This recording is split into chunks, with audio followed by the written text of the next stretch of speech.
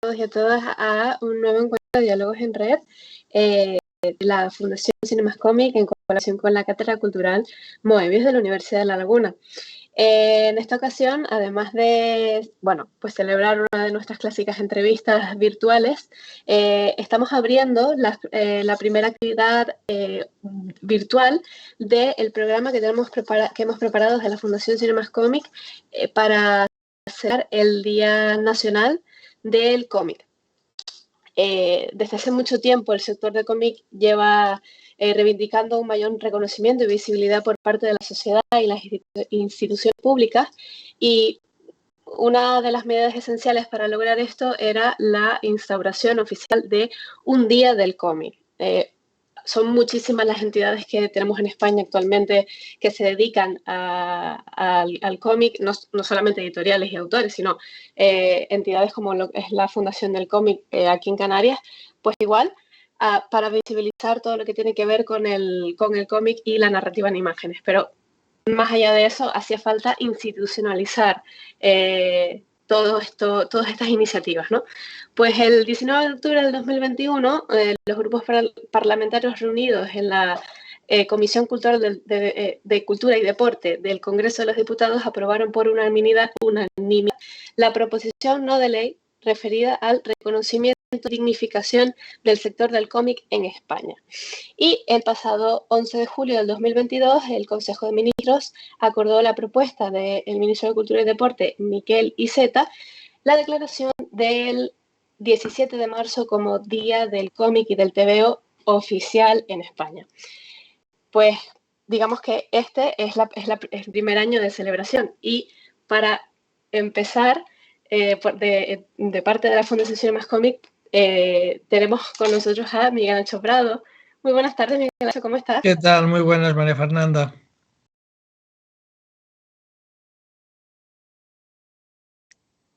Sí.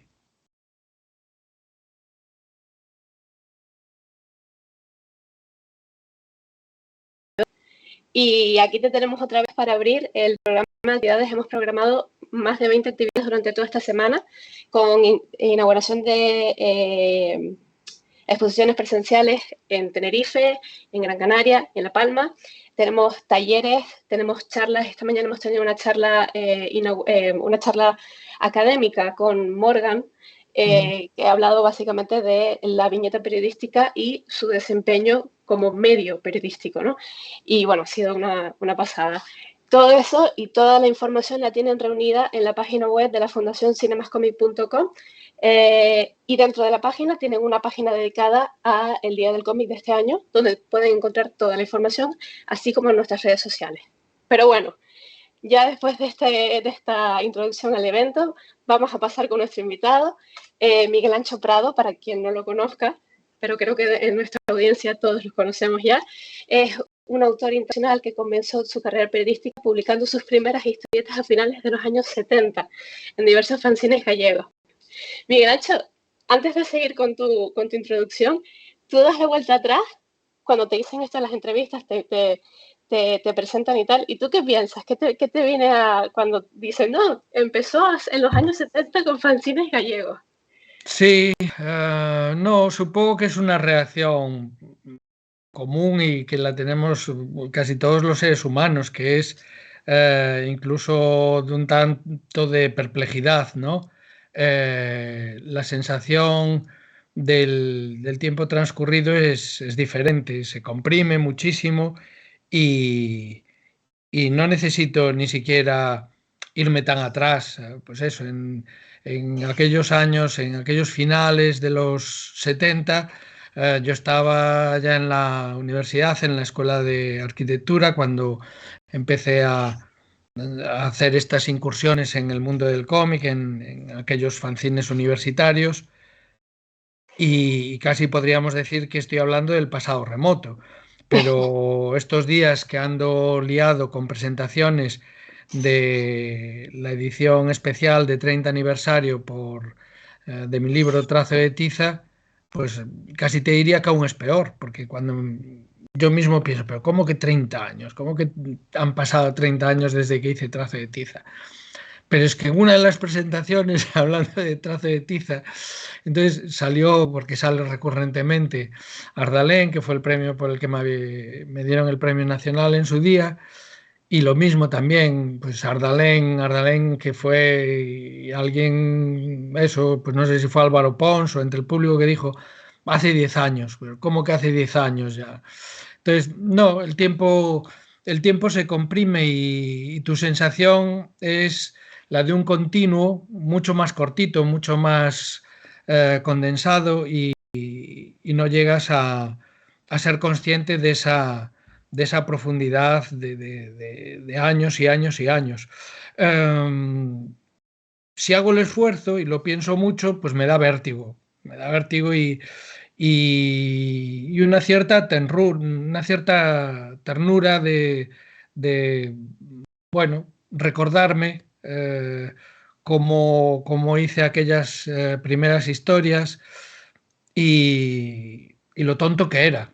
Entonces, bueno, por un lado también es una cierta satisfacción, ¿no? Pensar que pese a ser tan tonto has conseguido sobrevivir y has conseguido seguir haciendo aquello que te apasionó en aquel momento, que era contar historias con imágenes. Siguiendo la presentación de nuestro invitado, en relación con lo que dices, además tienes una obra muy prolífica, Miguel Ancho, porque en 2003 publicas el tomo integral de Cotidianía Delirante con Norma. Y después, en 2004, tienes La Mansión de los Pamplins, que además fue premiada por Mejor Obra y Mejor Guión en el Salón del Cómic de Barcelona. O sea, tienes una lista de premios también muy, o sea, bastante enriquecida. Ardalén, además de ser el Premio Nacional de Cómic en 2013, también la nominaron, si no me equivoco, en Angoulême. Pues no me acuerdo bien. Sé que Angoulême había tenido algún premio de estos extraños. Sí, un premio. Con Trazo de Tiza también, en Angoulême también Sí, Traceta, sí. Traceta. y tienes también nominaciones, en fin, o sea, tienes un bagaje que más allá de que forma parte de tu trabajo y de que te forma como autor nacional en España, te da una visión de cómo ha evolucionado el mundo del cómic, que es para lo que estamos aquí en esta tarde, ¿no? Tú o sea, que te dices que te da vértigo cuando echas la vista atrás, ¿cómo has visto la evolución de lo que es el cómic como medio en la sociedad española? Efectivamente,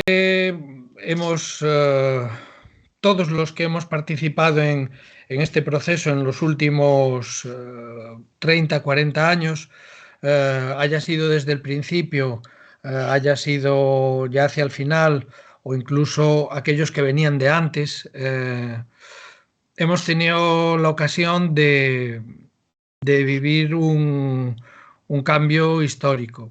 En ese sentido, hemos sido privilegiados. Veníamos, como sucede tantas veces con los lenguajes artísticos, sobre todo, bueno, todos en realidad, le pasó al teatro, le pasó a la poesía, le pasó a la música.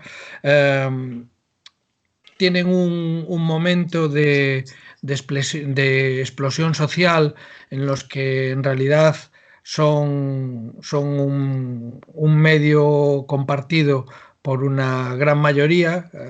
Es aquel cómic que conocieron, pues bueno, la generación anterior a la nuestra incluso, ¿no? Que son aquellos grandes clásicos norteamericanos, las tiradas brutales que tuvieron también determinados títulos en Europa y después de ese proceso de gran explosión popular se va produciendo siempre, pues bueno, un proceso de sofisticación del propio lenguaje en el cual, pues bueno, se va enriqueciendo, se va haciendo más complejo, van surgiendo muchas más posibilidades y entonces ahí sí que se produce el gran cambio que fue el que hemos vivido. Cuando nuestra generación se incorporó, pues eso, a mediados de los años 80 más o menos, se estaba empezando a producir esa transición.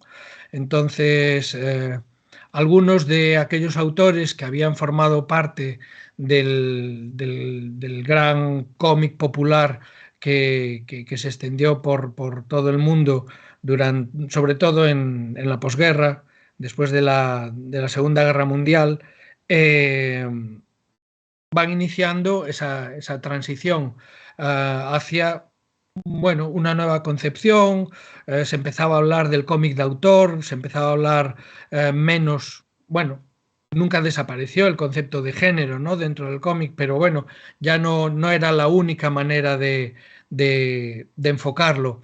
Eh, Hasta tal punto, cuando yo me incorporo, justo eso, en 1982, que empieza a publicar profesionalmente, y las opciones que tenía eran mínimas, era o hacer terror en una revista que se llamaba Creepy, o hacer ciencia ficción en una que se llamaba 1984, o poco más.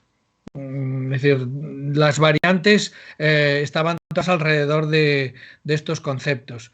Aventura para otras revistas que bueno, que no trabajaban con material nacional prácticamente o muy poquito, Trinca, Gaceta Junior, etcétera, que lo que hacían era comprar derechos. Pero bueno, era más o menos lo que había en el mercado.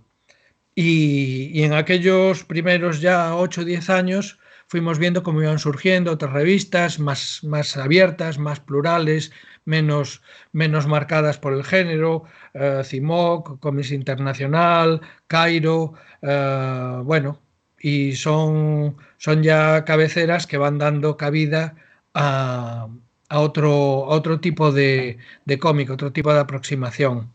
Ese proceso se prolonga durante todo lo que queda de siglo XX y lo que llevamos de XXI, y yo creo que se ha ido produciendo un, una evolución en dos caminos que se fueron separando. Por un lado, el mundo del cómic hoy es mucho más rico de lo que lo fue nunca. Eh, nunca, nunca fue tan abierto el código.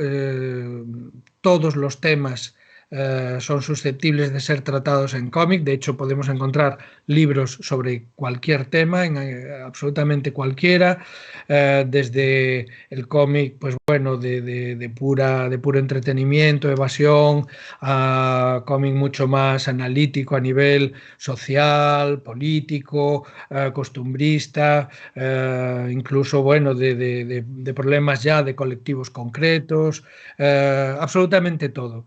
A nivel estético lo mismo, cualquier estética es válida, cualquiera. De hecho, los discursos que cada cierto tiempo se hacen de, bueno, ciertos colectivos que dicen, no, bueno, el cómic hoy en día es esto, lo que decimos nosotros, quedan periclitados inmediatamente y de hecho cada vez son más ridículos, es decir, cuando los escuchamos pensamos que están absolutamente fuera de época y fuera de lugar, ¿no? Es un poco como el título de la película esta de todo a la vez y en todas partes, pues esa es nuestra realidad. En estos momentos todo tipo de cómic, todo a la vez y en todas partes es posible y es viable. Esa riqueza ha sido una conquista magnífica.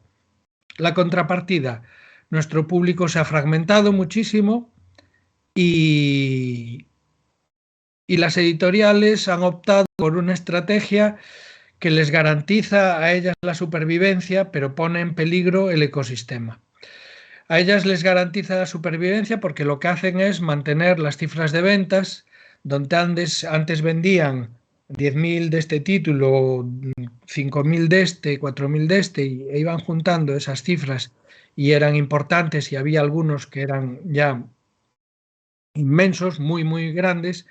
en estos momentos la mayoría de los títulos, y hablo a nivel estatal, es decir, a nivel de toda España, ya no digamos si son ediciones en gallego o en catalán o en vasco, pero a nivel de España, pues la media debe de rondar los 2.000 ejemplares e incluso por debajo, ¿no? Hay muchos, muchísimos de los libros que se editan que no llegan a vender los 2.000 ejemplares. ¿Qué sucede? Que la cifra total de ventas de la editorial sigue siendo importante y sigue siendo la suficiente para mantener el negocio. Pero en cambio al autor, vender 2.000 libros, si pensamos que en el mejor de los casos el autor recibe el 10% del precio de venta al público antes de IVA, es decir, menos de 2 euros por libro vendido, un euro y algo. Si ha vendido 2.000 libros, quiere decir que cobrará, como en el mejor de los casos, no llegará a 3.000 euros, 2.000 y pico de euros.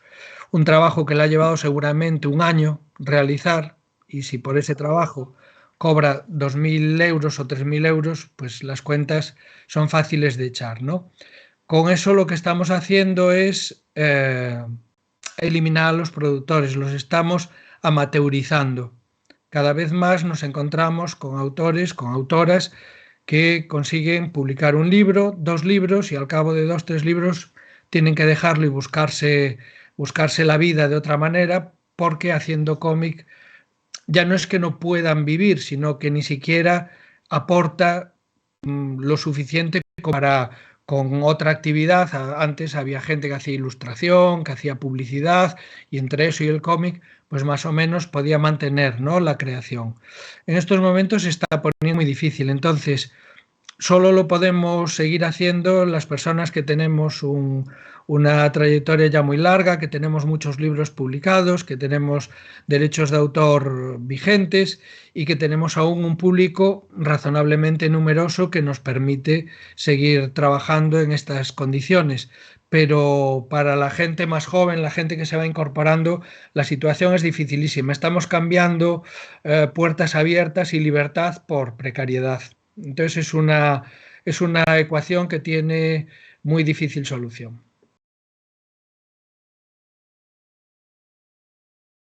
Es un panorama bastante complicado para las personas que están entrando nuevas y sin embargo, por lo menos desde la percepción que yo tengo aquí desde la fundación, yo veo que cada vez hay muchísimas más personas que pues Claro, o sea, yo me lanzo sí, sí, a publicar, a crear cómics, tienen redes sociales dedicadas únicas y exclusivamente a perfiles donde incluso publican gratuitamente su contenido de viñetas, sí, sí. de cómics y tal. En referencia a lo que decías antes del lenguaje, los códigos, todas esas formas de expresión que han ido evolucionando y que hoy en día son válidas prácticamente todas, ¿cómo valoras tú el avance tan vertiginoso que está habiendo de las tecnologías en ese punto? Eh, la tecnología y eso nos ha acompañado desde las cavernas, es una pata fundamental del banco al que se sube cualquier creador. Eh, Entre otras cosas, la tecnología determina incluso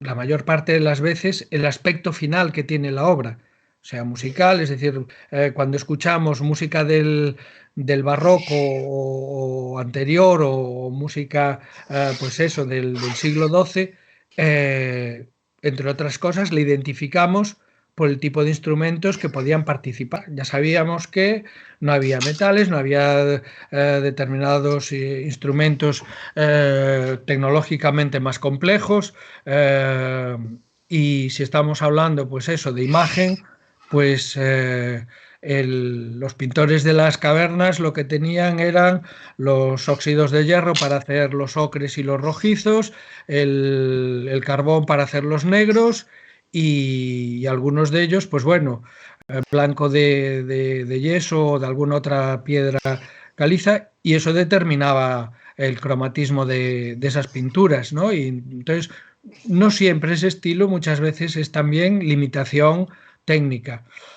Según se van dando pasos, ese panorama se va ampliando. La última gran explosión anterior que se vivió, por ejemplo, en la pintura fue cuando, coincidiendo a finales del 19, se empiezan a comercializar los óleos, las pinturas en tubos, y eso le permite a los pintores salir del estudio, pintar fuera. Es la gran explosión del impresionismo, y cuando se destapa ese tarro, todo lo que viene a continuación del impresionismo. Pero cosas como los colores, los propios colores, el violeta como un pigmento, el púrpura, aparece eso a finales del 19. Los pintores prerrafaelitas son los primeros que usan de manera sistemática ese color, y que en un principio era químicamente tan inestable que ha desaparecido de muchos de sus cuadros. Entonces, en las versiones de sus cuadros que nos han llegado, muchos de aquellos paisajes en lejanía que tenían tonos violáceos y púrpuras y tal, ahora aparecen azulados porque una parte del púrpura ha desaparecido. Estamos hablando siempre de técnica, de tecnología. A lo largo de, los últimos 40 años del siglo XX y principios del XXI, hemos ido incorporando el digital, lo que suponían las herramientas digitales, que no solo es con qué lo realizas tú físicamente. Pensemos que en los años 80, los originales se enviaban a unos servicios específicos de fotomecánica donde se escaneaban, se hacían los fotolitos. Bueno, todo eso ha desaparecido. Ahora escaneamos nosotros en nuestra casa con unos escáneres estupendos que tenemos en nuestro estudio. Mandamos el libro prácticamente listo para la imprenta al editor, y ya no existen ni fotolitos ni nada. Es una impresión digital que va directamente a las máquinas, ¿no? Con todo eso hay ya un cambio en la concepción del color, del tratamiento del propio original. Cuando nosotros empezamos a hacer color directo, yo recuerdo autores como Mattotti, como Dave McKean, como yo, teníamos problemas con nuestros editores porque nos decían: pero ¿cómo nos llegáis con esto pintado con acrílicos? Esto no entra bien en el tambor del escáner, etcétera. Bueno, pues efectivamente, todos esos cambios se van dando. Y al final la tecnología acaba dándonos herramientas muy poderosas, como son los programas de dibujo y de diseño, que efectivamente son eso, son herramientas y ayudan. Si llegamos a, que me imagino que era un poco por donde iba tu pregunta, inteligencia artificial. Bueno, la inteligencia artificial en estos momentos evidentemente puede llegar muy lejos, y no sé el tiempo que nos llegará a verlo, que nos llevará, pero hoy por hoy lo que es un sistema sofisticado de corte y pega. La inteligencia artificial necesita nutrirse, y entonces lo que llega a hacer son imitaciones más o menos eficaces. Pues, a ver, hazme un dibujo, a lo Hugo Pratt, que parezca Hugo Pratt, bien, y puede llegar a imitar el estilo pero tenía que haber un Hugo Pratt antes, tuvo que haber un Hugo Pratt. Que es cierto que en el momento en que los bancos de datos tengan acceso a toda la información global y tengan acceso a todo el trabajo de Hugo Pratt, Eisner, Juanjo Guarnido, Juan Díaz Canales, Baudouin, Moebius, Ibáñez, Miguel Ancho Prado, pues claro, efectivamente tendrán acceso a todos esos parámetros y podrán hacer combinaciones. Bueno, eso ya existe en música, existe en muchos otros medios, y tenemos un ejemplo claro que lleva mucho más tiempo entre nosotros, que es el del ajedrez. El ajedrez, yo creo que incluso los más jóvenes como vosotros recordaréis cuando Kasparov empezaba las primeras partidas con Deep Blue y era un espectáculo y tal. Hoy en día a nadie se le ocurre ver una partida entre un humano y un ordenador, porque ya se sabe que gana el ordenador. Pero es lo que te iba a decir, ya no es necesario Deep Blue, es decir, nuestra propia tablet o nuestro propio ordenador de sobremesa nos ganaría siempre jugando al ajedrez. Entonces, la gente sigue pagando y sigue siguiendo en las redes sociales y tal a los maestros actuales de ajedrez, aun sabiendo que no podrían competir con las máquinas, pero siguen viendo a esos seres humanos jugando al ajedrez contra otros seres humanos. En música, pues es lo mismo, tenemos grandes éxitos con sistemas cada vez más sofisticados de corrección, de voz, de tono. El famoso autotune en estos momentos ya es algo mucho más depurado, tal, pero si aparece un tipo que se llama Sufjan Stevens con una guitarrita y viene a tocar en cualquier sitio, sea un local pequeño o sea el Within Center, lo llena y sigue fascinándonos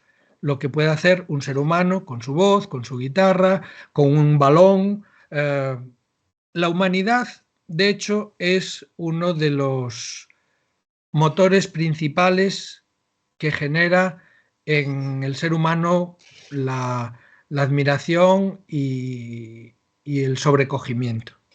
Entonces, nos admira ver a una niña de 12 años subida en una barra de madera mínima dando volteretas que nos parecen imposibles. Esas volteretas dentro de muy poco las va a poder hacer una máquina, pero no vamos a pagar por ver a una máquina dar volteretas. Como no pagamos por ver un misil cruzando el cielo, pues claro, un misil, un avión va mucho más rápido que un ser humano y puede volar, pero no es un ser humano. Si un ser Claro, humano pudiese volar, nos fascinaría y nos quedaríamos mirándolo embobados. Entonces, a mí me parecen magníficas como herramientas, como lo mismo que es un bolígrafo. ahora que comenta que estabas hablando de esto del tema de las IAs dentro del medio de la ilustración y tal, a mí me viene o sea, la reflexión, ¿no? De cara a un futuro, pues tú, como bien dices, pues yo particularmente no voy a pagar por ver la creación de una máquina cuando hay miles de esas creaciones en Internet por máquinas, ¿no? Pero ahora que esta tendencia está surgiendo, estas nuevas, bueno, estas tecnologías, porque tan nuevas no es que sean, lo que pasa es que Mm. ahora se está hablando más del tema, se Sí, están sí. visibilizando más y tal. Eh, Actualmente hay muchas personas que se escudan, digámoslo así, detrás de estas guías diciendo que son artistas. No, bueno, claro, sí, pero eso es como si te compras un palomitero y echas allí lo que viene en el sobrecito del maíz y tal, que ya viene con la sal incluso y con el aceite y con todo, le das al botón, salen las palomitas, pero eso no te convierte en cocinero. Eso No, no, desde luego. lo que dice es que puedes hacer palomitas. Si tú vas al estudio de tatuajes y le dices al tatuador o a la tatuadora, mira, quiero aquí en el brazo izquierdo una mariposa que tiene cola de serpiente que se me enrosca así por todo el brazo y que al final, entonces, el pobre del tatuador tendrá que hacer la majarada esa de la mariposa tal, y entonces si la hace mejor o peor o muy bien o es magnífica y al final vemos el tatuaje y decimos, Dios, qué cosa más bonita, será gracias a la habilidad del tatuador, no a que el tipo haya entrado allí diciendo que quería la mariposa. Es decir, el que dice lo que quiere no es el artista. Del mismo modo que el que le echa la moneda al señor que está tocando el violín en la calle no es el violinista. El violinista es el señor que tiene el violín en la mano y es el que toca la música y consigue hacerlo él. Entonces, la diferencia es clara y diáfana, es decir, no tiene confusión posible. Tú tienes un instrumento que es electrónico y es un piano electrónico. Bien, no es un piano acústico, pero el piano electrónico, salvo que tú pulses allí las teclas y las pulses bien, suena mal. No suena correctamente, como si fuera un piano acústico. Y una guitarra eléctrica igual. Entonces, el piano eléctrico tiene la capacidad de reproducir también una canción previamente grabada. Entonces, si tú le das allí y suena esa canción, que viene en un formato MIDI grabado tal, no eres tú el músico. El músico evidentemente fue el que hizo esa canción o, en un caso como estos, el programador de ese software que a su vez es capaz de parasitar lo que ya han hecho otros compositores. Es decir, si no hubiese Schubert, si no hubiese hecho todas sus sinfonías, el programa no hubiese sido capaz de terminarla incompleta o de hacer una sinfonía que suene como Schubert. Porque eso solo es posible si Schubert ha hecho previamente las otras. Que en un futuro muy próximo, en base a todo ese conocimiento previo, una inteligencia artificial será capaz de crear melodías y tal que no seamos capaces de distinguir y que nos parezcan músicas originales. Sí, probablemente, probablemente. Ahí vamos a tener un enorme problema que de hecho ya está en solución legal, que es todo lo que ya hay jurisdicción, ya hay legislación tanto en la Unión Europea como se está empezando a crear también en Estados Unidos. Todo aquello que es creado por una máquina no puede tener propiedad intelectual, eso está claro. Eso es un atributo de la persona, del ser humano, como los derechos humanos, etcétera, etcétera. Entonces, en el momento en que una empresa no pueda defender ese copyright, en el momento en que tú puedas utilizar ese diseño porque lo ha hecho una máquina y por tanto no le tengas que pedir permiso ni pagar a la empresa para utilizarlo, la empresa no va a querer utilizar eso. Entonces, ese es un camino que no tiene mucho recorrido. ¿Que se va a utilizar? Sí, que se va a utilizar mucho, por supuesto. Vamos a ver cantidad de novelas, de títulos de cómic, de estos de venta barata, hechas así. Sí, sí, claro, por supuesto. Del mismo modo,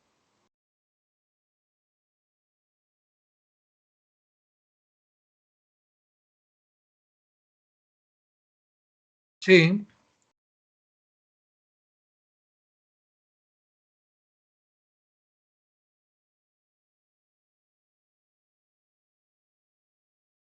Ah, sí, claro, por supuesto.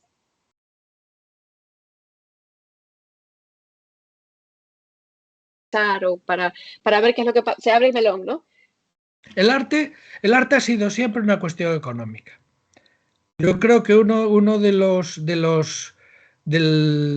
las grandes engañizas que se generaron a lo largo del siglo XX y que todos nos hemos visto contaminados ha sido por un discurso interno que lo creó el propio arte, lo creó la novela romántica, a partir de la novela romántica. Romántica no quiere decir de amores, sino del No, no, romanticismo, del ¿no? A romanticismo.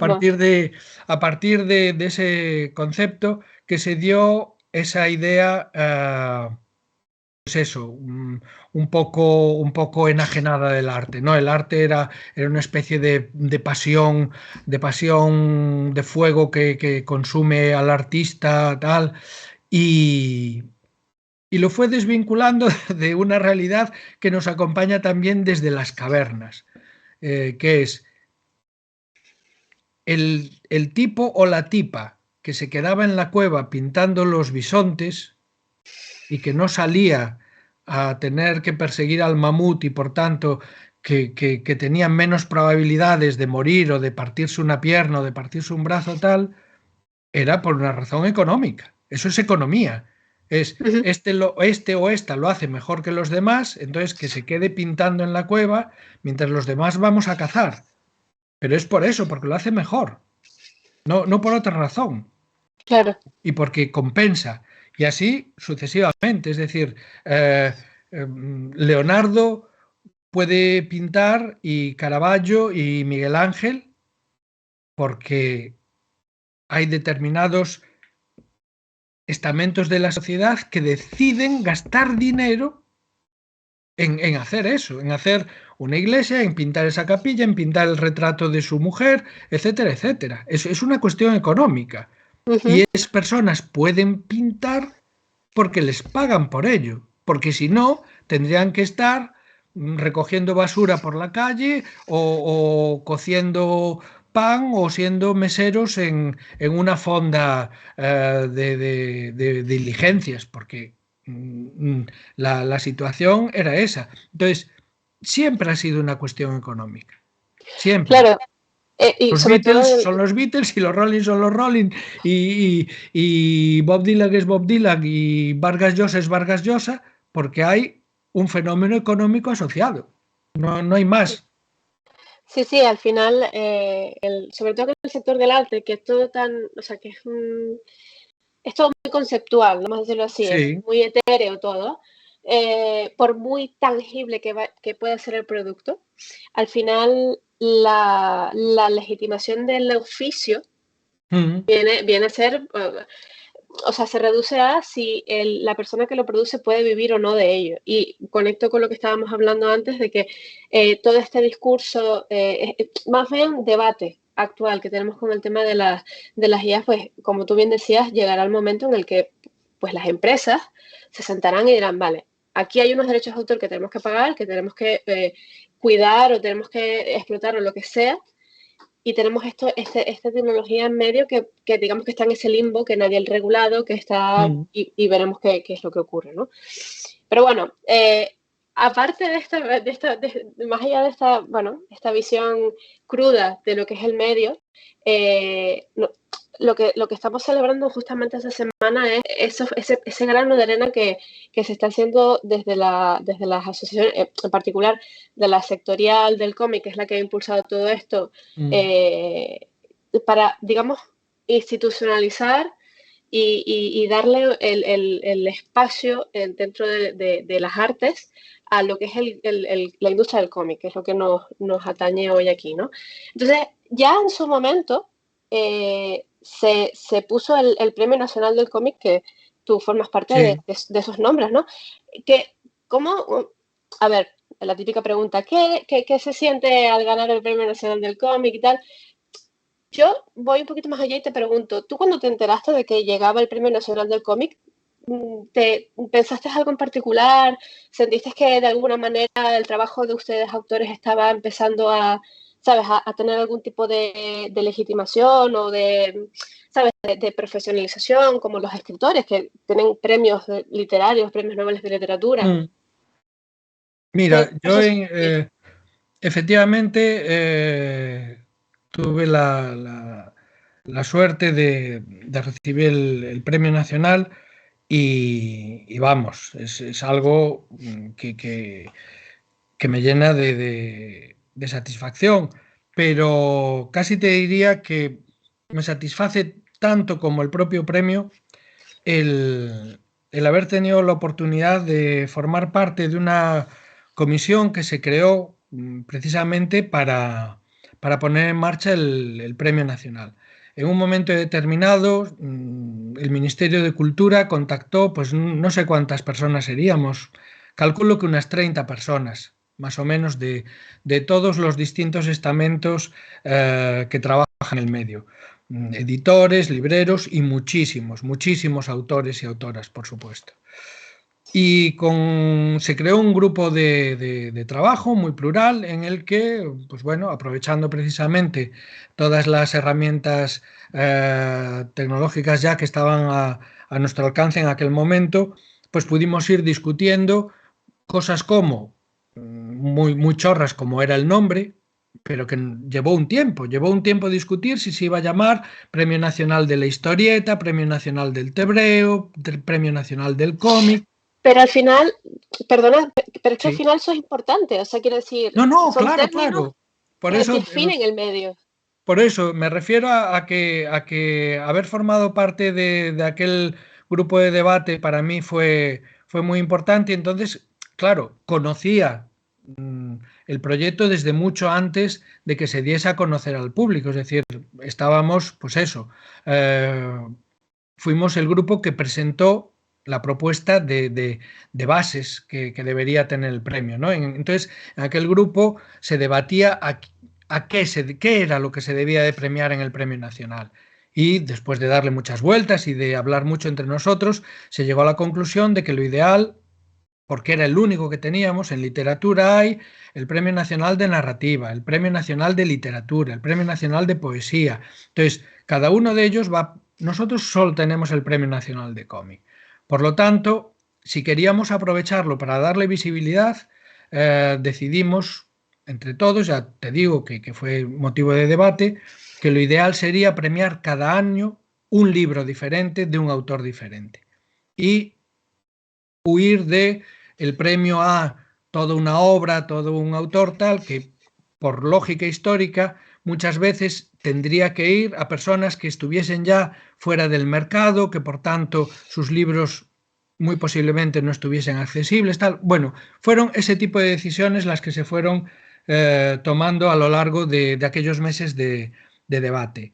Y yo creo que la sensación generalizada que tuvimos todos fue que estábamos ayudando, que evidentemente era una iniciativa del Ministerio en aquel momento, a poner en marcha un elemento que iba a ser importantísimo para la normalización de la historieta en nuestro país. Y una de las evidencias es que desde que se creó el Premio Nacional, hubo un cambio importantísimo en el perfil del lector de cómic. Hasta aquel momento, nuestros lectores eran lectores, y lo digo siendo lector y por tanto formando parte de ese grupo, y además con todo el agradecimiento del autor que ha podido vivir, pero hasta ese momento eran lectores fanatizados, quiero decir, era gente que casi había jurado fidelidad al medio, que eran lectores que en un momento determinado se habían incorporado al cómic, o bien en su infancia ya, o bien en su adolescencia, juventud, y entonces tenían un sentimiento pasional hacia una serie de autores o hacia una serie de temáticas o tal, y eran lectores, eso, fidelizados de cómic.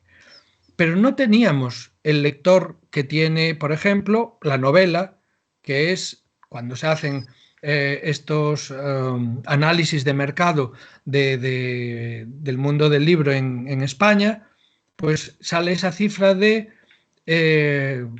una española lee 1,4 libros al año. Eso quiere decir que hay algunos que leemos, pues no sé, 12, 15 libros al año, hay otros que leen ninguno y hay muchísimos que leen 1 o 2. Entonces, esos lectores que leen 1 o 2 novelas, que igual es el Premio Planeta o es el que se encuentra en el aeropuerto justo antes de ir a coger el avión, tal, no sé qué, ese lector ocasional nunca leía un cómic. Y desde que surgió el Premio Nacional, y nos lo dicen los libreros, y nos lo dicen los libreros generalistas, hay gente que por primera vez ha sentido la curiosidad por leer un cómic.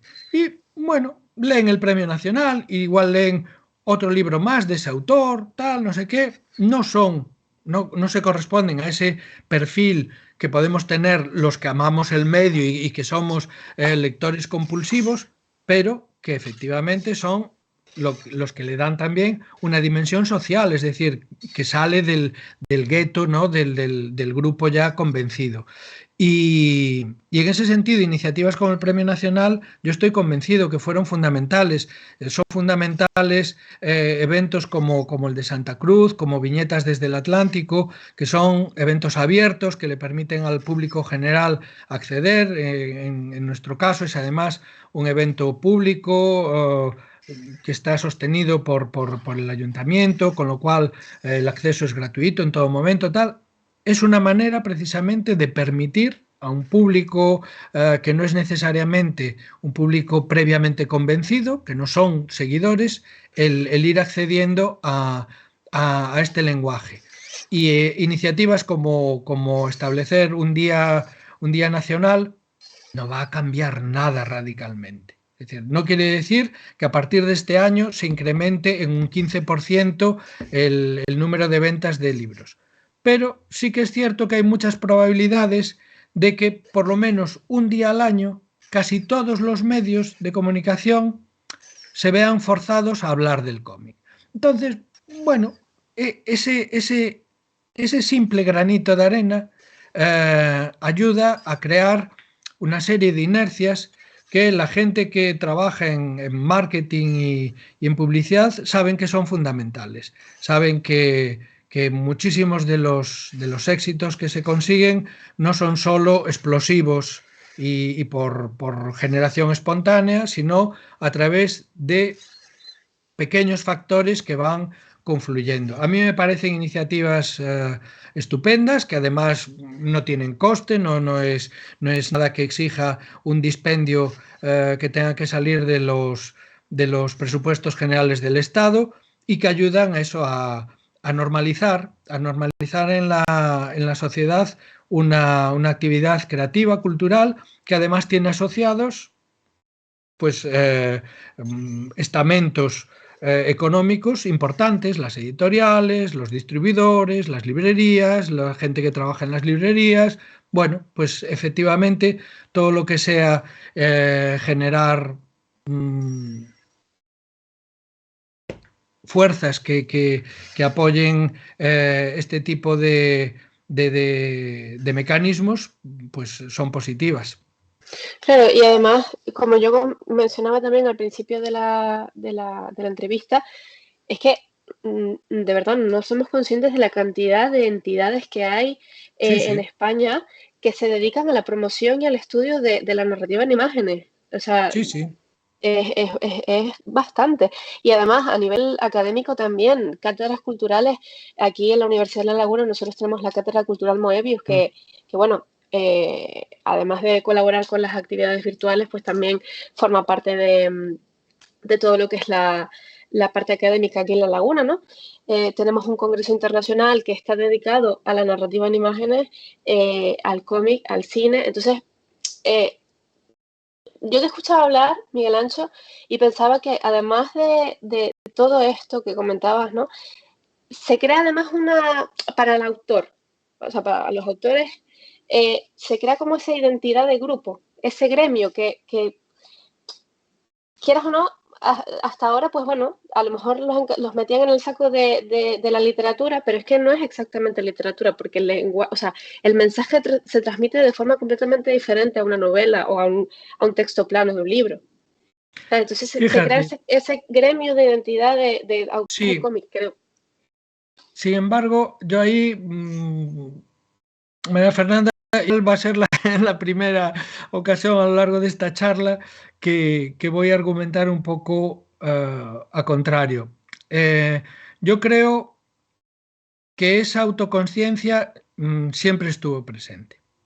Es decir, yo creo, cuando yo entro por primera vez en una editorial en Tutén y allí me voy encontrando con gente imagínate lo que podía suponer para mí estar sentado, yo un Mindundi que aún no había publicado más que 2 o 3 historias y estar sentado charlando con Carlos Jiménez o con Horacio Altuna o con Juan Jiménez o con Alfonso Font, es decir, gente que tenía el culo pelado y que eran justo los autores que admirábamos y que eran los grandes maestros de referencia, ¿no? Y todos ellos tenían muy claro qué era lo que hacían y el valor de lo que hacían, y han sido siempre muy reivindicativos. Y, y yo creo que aquella generación y las prácticamente 2 generaciones siguientes, la mía la siguiente inmediatamente, eh, eso lo tuvimos muy claro. Y hubo siempre un espíritu interno de grupo muy fuerte. Se podía ver en el Salón de Barcelona, donde había realmente un sentimiento de hermandad. Y en los años 80-90, que fueron los años, particularmente los 90, del cacareado boom del cómic español, pensemos que había 3 grandes polos de producción, como era lo que se llamaba la línea chunga, que era básicamente el Víbora, El el underground underground español, puro y duro. claro, la línea clara, que era la escuela valenciana, que eran los modernos, estilosos, los guapitos y tal, que hacían cómic, pues eso, al estilo franco-belga, tal. Y después los que estábamos más o menos inclasificados, que andábamos por ahí pululando en distintas revistas y que íbamos haciendo nuestras cosas, ¿no? Bien, esos tres grupos que teníamos, públicos diferentes, que teníamos editores distintos, con estrategias, jamás nos llevamos mal. Es más, siempre nos hemos admirado mutuamente. Yo admiraba a Torres, admiraba a Sento, admiraba a Micharmut, admiraba a todos los de la línea clara, admiraba a todos los del Víbora, a Nazario, a Martí, a Pons, no digamos ya a los que estaban más próximos de mis sensibilidades, ¿no? Como Max o como Gallardo, que ya éramos amigos. Y ese espíritu de gremio que tú dices estaba súper presente. Yo creo que ese espíritu salta por los aires precisamente en los años 2000, con la crisis de las revistas y por tanto las primeras crisis gordas de las editoriales, y a partir de que todo se atomiza, dejamos de tener esos puntos de encuentro tan potentes como eran Barcelona, Madrid. Entonces, bueno, los autores estamos cada uno en nuestra casa, mantenemos las relaciones personales que ya teníamos establecidas, pero después es mucho más difícil generar aquel espíritu de grupo que sí que se creó con aquellas otras iniciativas. Y a partir de ahí es cuando se empiezan a crear los grupúsculos que sí que son comunes en el arte, que son ya los de las tendencias, lo que se consideraban antes los colectivos, ¿no? Entonces, hacemos una proclama, decimos cuál es nuestra seña de identidad, y entonces todo el que no se adhiera a esa seña de identidad no está dentro de nuestro grupo. Y si no está dentro de nuestro grupo, ya no es un aliado, es un competidor, es un contrario. Yo eso lo llevo absolutamente metido en el ADN, forma parte, y yo cada vez que llego a unos premios, y lo he dicho, yo creo que siempre, para mí el premio está en formar parte de esos 8 libros que llegan a la mesa del jurado final. Y en esos 8 hay uno que habla sobre los problemas de los niños con distrofia muscular en el tal. Hay otro que habla del alcoholismo. Hay otro que habla de la tontería de ser adolescente y tener granos. Hay otro que cuenta una aventura de una piel de plátano en un supermercado.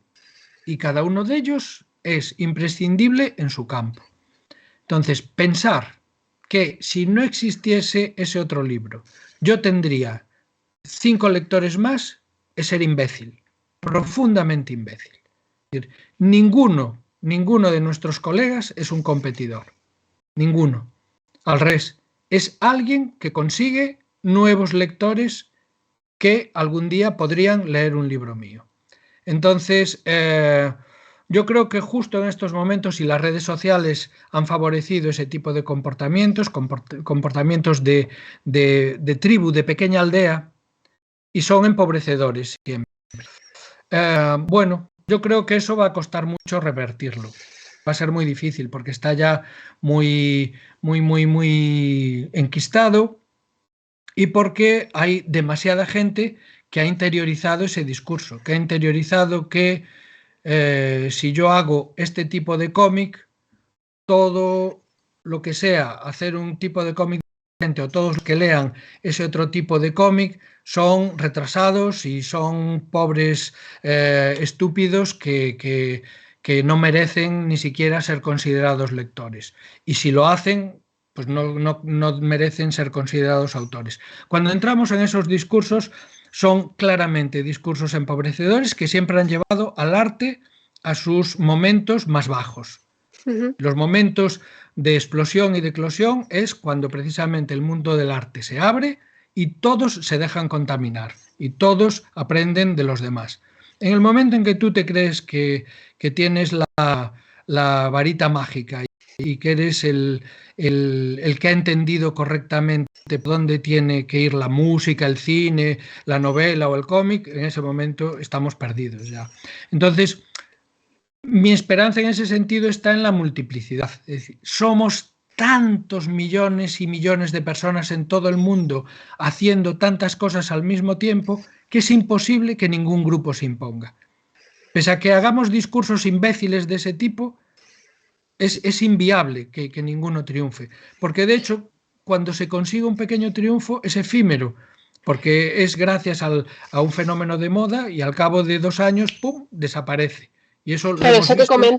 eso que comentas ahora mismo es alentador, o sea, quiero decir, es esperanzador. Sí, sí, sí. Yo tengo una confianza ciega en la capacidad creativa del ser humano y precisamente en que la estupidez necesita mucho dinero detrás para imponerse globalmente. Entonces, lo que vemos constantemente son fenómenos de modas pasajeras, que sí, que efectivamente funcionan. Y cada 2 años hay algo que nos dicen, esto es el futuro. El futuro es un futuro muy cortito que al cabo de 2 años desaparece. Entonces, las cosas se van transformando, algunos de esos autores o autoras de repente se convierten en personas muy sensatas que continúan haciendo una obra constante y muy seria y muy concienzuda y permanecen efectivamente en la librería, otros simplemente desaparecen, no se vuelve a oír hablar de eso y sin embargo el mundo del cómic permanece ahí como permanece la música, la literatura y cualquier otro medio. Entonces, la historia es tan demoledoramente implacable en eso que yo creo que negarla es un signo más de idiotez, ¿no? Es decir, no, el arte, pese a lo que tú digas, tonterías las hemos dicho todos a lo largo de la historia, todos. Los existencialistas se creían que eran los últimos en ver la luz en este mundo y antes de ellos lo hicieron pues todos. Y si hablamos de pintura, los fauvistas consideraban unos pobres trasnochados los impresionistas, que eran simplemente 8 años más jóvenes que ellos, pero se creían que el mundo había acabado. Tenemos siempre tendencia al adanismo, a creernos como el primer ser humano consciente que hay sobre la faz de la Tierra, ¿no? Y que somos los primeros. Epifanías, Sí, que esas tenemos epifanías efectivamente la sí. epifanía y somos los únicos que vemos la solución. Entonces, 5 años después, tú has estado haciendo el discurso de que no, la música electrónica es el futuro, no es imposible pensar, no sé qué. Y 5 años después llega un tipo con un ukelele y arrasa en todo el mundo y vende millones de discos. ¿Y qué haces tú? Pues te comes las tonterías que dijiste, porque la música electrónica pervivirá en función de lo que es música electrónica y en ese nicho y haciendo música electrónica y se mestizará y entonces cuando se mezcle con el del ukelele tendremos música electrónica con ukelele y también eso abrirá una nueva puerta y el del ukelele probará un día a meterle al ukelele un aparato que habrá diseñado una inteligencia artificial y que hará salir luces de dentro del ukelele y se inventará la música visual y será genial. Y nada será lo último ni lo más importante, es simplemente un pequeño ladrillito en todo lo que hemos hecho, lo que ha hecho Y Moebius, sobre ¿no? lo que ya, exacto, eso justamente, Claro, sobre lo lo que que ya ya está existe. hecho y sobre lo que y todo lo que ha hecho Moebius y Bilal y Hugo Pratt y Eisner y Hergé, todo eso es un ladrillito pequeño y sobre el que se seguirá colocando y dentro de no sé cuánto tiempo vendrá un puñetero cometa o nosotros mismos no seremos capaces de controlar el botón atómico y saltará todo por los aires y se irá a la mierda y ti, y Asteris, y trazo de tiza, y todo desaparecerá para siempre. Y con lo cual habremos estado discutiendo como energúmenos y como idiotas de algo que está llamado a desaparecer. Entonces, yo creo que tomarse la vida con un poco de relajo, es importantísimo. Y darle la dimensión que tiene realmente. El arte no es sagrado, no es nada místico. El arte es una forma de sublimar nuestras limitaciones y es una forma de hacer un poco más llevadero este mundo. Punto, ya está. No cambia nada, el hambre en el mundo no va a desaparecer. La poesía no es un arma cargada de futuro, eso es un verso precioso, magnífico, que me pone la carne de gallina, pero la realidad no cambia. Por desgracia, sigue habiendo guerras, sigue habiendo traficantes de armas y de drogas y de seres humanos y sigue habiendo explotación. Entonces, el arte es simplemente una forma de analizarnos, de vernos y de hacer llevadero esto. Bien, pues ya está. Entonces, darle una dimensión a mayores es un juego de rol, y mientras sepamos que es un juego de rol, vale. Si nos lo tomamos en serio y nos creemos realmente que somos el mago mágico que es capaz de hacer flotar planetas, pues entonces ahí tenemos un problema. Entonces, el que se cree que ha revolucionado el arte por haber hecho el balón del texto en el cómic en vez de redondo rectangular, o porque es que yo lo hice transparente, pues mira tú qué tontería. Bueno, pero al final, o sea, sabias palabras de una persona que lleva más de 30 años en el medio y que hace, o sea, y lo que, no solamente como creador, ¿vale? Porque esto es una cosa que siempre cuando estamos hablando con autores y tal, artistas que llevan creando, no, pero es que además, como dijo Borges, yo me enorgullezco de los libros que he leído, o sea, Claro. todo lo que has consumido, lo que has leído, lo que has escuchado, entonces, quieras o no, eso, pues, lo que has comentado tiene una riqueza, vamos, increíble. Muchas gracias, María Fernanda. Miguel Ancho, ya tenemos más de 1 hora en esta entrevista. A mí, si me dejan hablar.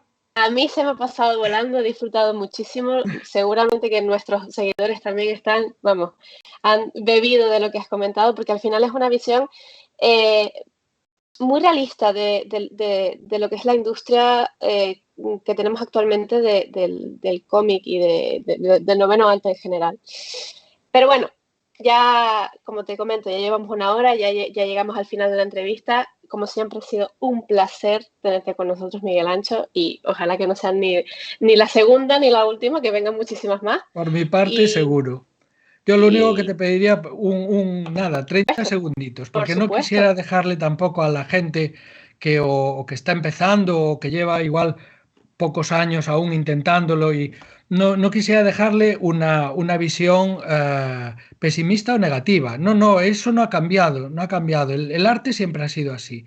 Lo único que hay que, yo creo, tener claro y ser realistas es ver lo que sucede en otros ámbitos. Y yo no soy un gran seguidor del deporte, pero conozco cómo funciona y me parece un paralelismo válido, ¿no?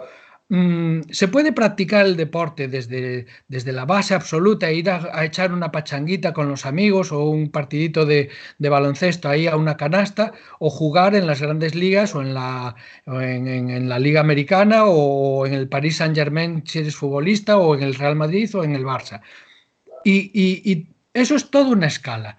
Y en el arte sucede lo mismo, y el arte es maravilloso en todas las dimensiones. Cuando una persona, y yo eso lo he vivido con, por ejemplo, todos estos movimientos que hay ahora de urban sketchers y tal, gente cual redescubre dibujar a los 50 años y tal. Si te gusta hacer cómic y lo haces en tu casa y te lo pasas pipa haciendo cómic y tal, eso es genial. Si consigues que eso lo publique una asociación cultural de tu pueblo, de tal, es mejor todavía. Si consigues que un pequeño editor local haga 300 copias de eso, 500 copias y tal, mejor. Y si consigues que esa obra le interese a una editorial de ámbito estatal, que te lo publique con 2.500 ejemplares o 3.000, que se traduzca, es toda una escala. Pero que lo que no es cierto es que por el simple hecho de quererlo y desearlo mucho, se produzca toda esa trayectoria de manera inmediata. Es decir, no existe ese descubrimiento mágico que a veces nos enseñan. No existe. Nadie pasa de estar dibujando un monigotito en su casa. No, al final, cuando le preguntas...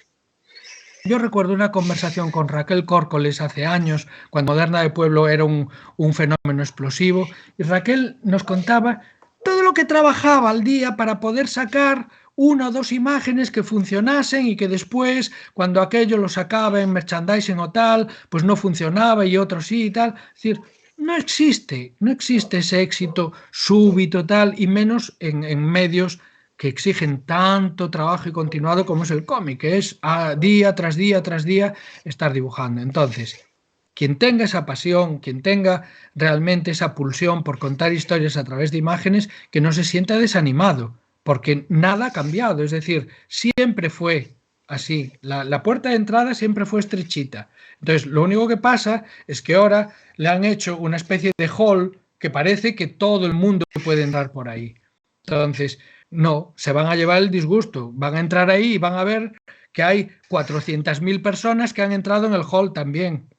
Entonces, al final por la puertecita no van a caber todos, pero que efectivamente quien tenga capacidades, quien tenga buenas ideas, quien tenga historias que contar, es muy probable que vaya encontrando su camino y que no se desanime, pero que no se piense que porque tenemos YouTube o Instagram o Twitch a nuestro servicio, que eso nos va a dar la oportunidad de un público masivo de manera automática. No, los procesos no cambian.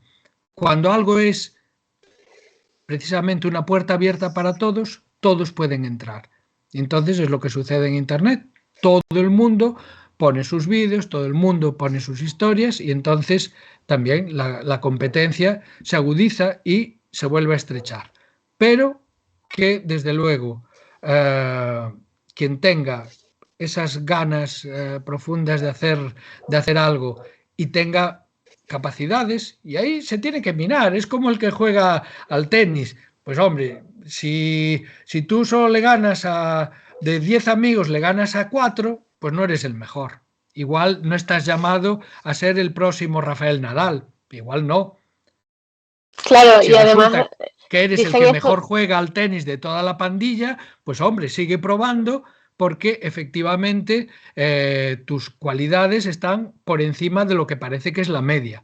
Y eso al final es el proceso. claro, y además lo que te iba a comentar, que al final ese dicho de que el talento siempre necesita constancia y trabajo detrás, es verdad. O sea, tú puedes ser un Es genio, una pero maldición divina.